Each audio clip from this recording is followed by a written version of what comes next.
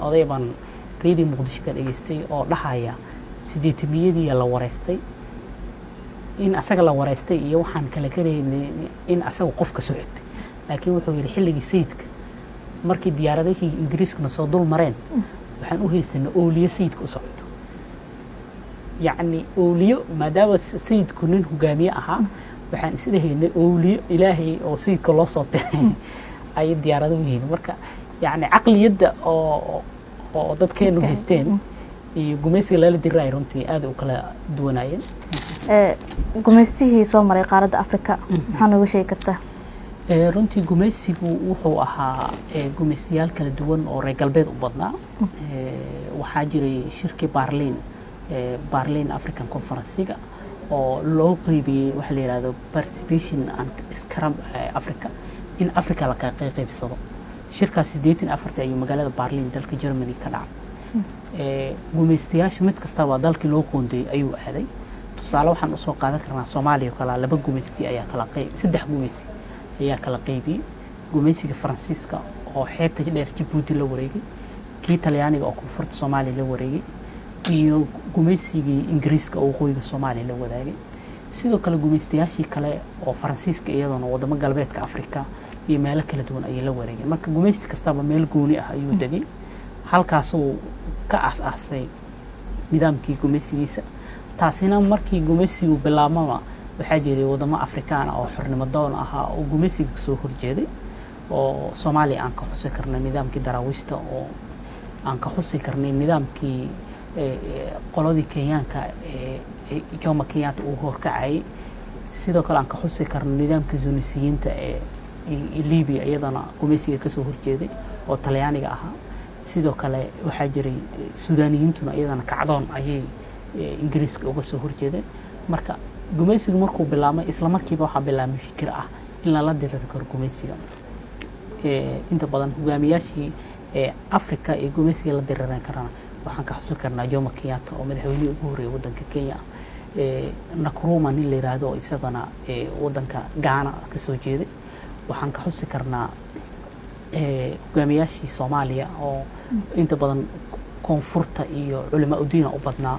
oo iyagana gumaysiga ka soo horjeeday marka hogaamiyaashaas dhan waxay u dirirayeen xornimada dalkooda inay gumaysi la diriraan gumaysiguna ma ahayn gumaysi kali ah mararka qaar wuxuu bedelay luqadooda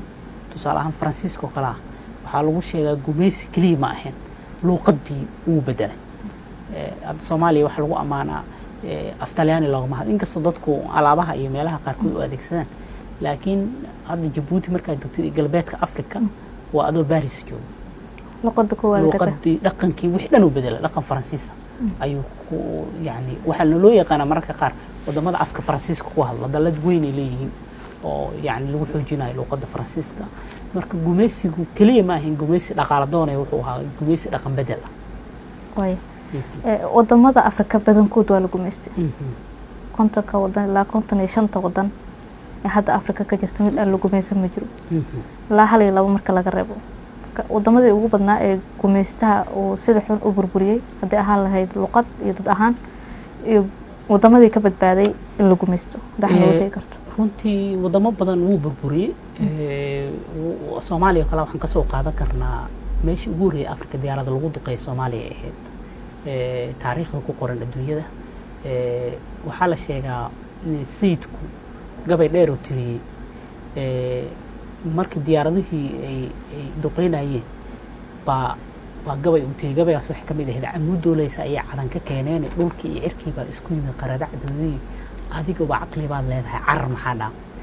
يعني عمود روقي وحو يقاني شمبر وين او هيستين يعني حضارتي meesha jirtay hogaamiye dhan oo la duqeynayo oo u heystay diyaaradihii ka soo kacay cadan maxaa yeelay cadan Ingiriiska haystay diyaaradihii cadan ka soo kacay duqeynay buuraladii oo goboladii oo sayidku joogay marka waxay u heysteen yani amud yani ama shimbar weyn sheeko kala gabtay oo kabaysa oo ah nin oday baan reedii muqdisho ka dhageystay oo dhahaya sideetamiyadii la wareystay in asaga la wareystay iyo waxaan kala gareynay in asaga qofka soo xigtay laakiin wuxuu yiri xilligii sayidka markii diyaaradihii Ingiriiskana soo dul mareen waxaan u haysanaa ooliye sayidka u socota yacni ooliyo maadaama sayidku nin hogaamiye ahaa waxaan isdhehaynay ooliyo ilaahay oo sayidka loo soo diray ayay diyaarado u yihiin marka yacni caqliyadda oo dadkeenu haysteen iyo gumaysiga lala diray runtii aad u kala duwanaayeen kaliya halganku ma ahayn Soomaaliya wadamo kale oo ayaa halganku ka socday Algeria kala 1 milyan ayaa lagu dilay gumaysiga Faransiiska ugu dilay mahdiyiinta Suudaan iyagana dagaal culus ay la galeen Liibiya kala iyagana dagaal culus oo ilaa hogaamiyihii la daldalay Maxamed Mukhtaar magaalo la yiraahdo Benghazi lagu daldalay ee Liibiya marka yacni xornimada Afrika dhiig baa loo daadiyay ma ahane wax ciyaar ku yimid ma ahayn gumaysiga in laga raro meeshan wadamada ka badbaaday gumaysiga gaxnawsh runtii wadamada Afrika laba dalaal dhaxal lama gumaysan wadan waa Ethiopia inkastoo Talyaaniga uu dagaal la galay Ethiopia 1879 ayuu Talyaaniga lagu jabiyay dagaalkii Cadwa tuulo yar oo ku taala waqooyiga gobolka Tigrayda maanta loo yaqaan jabkaas daraadeed ayuu Talyaaniga 1935 ilaa 41 weerar ku qaaday Talyaaniga wuxuu weerar ku qaaday Ethiopia wuu qabsaday 7 sano ku dhow ayuu xukumayay inkastoo xilligaas dagaal ay socday laakiin markii dambe uu ka soo qasbay yani dib looga soo laabtay 7 sano Ethiopia taariikhdeedu waa iska jaraan Ethiopia taariikhdeedu wadan kaliya ee adduunyada ka dambeeya waa taariikh 7 sano waxay dhahan lama gumaysan waa iska tuureen sidoo kale waxaa jira wadan la yiraahdo Liberia oo galbeedka Afrika ku yaala wadankii xilli dadku waxay aad u xasuustaan xilligii fayraskii weynaa ee Ebola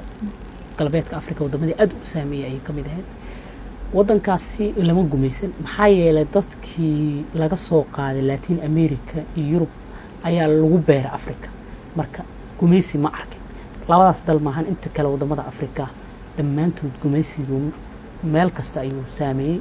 cagahan uu dhigay waana gumaystay runtii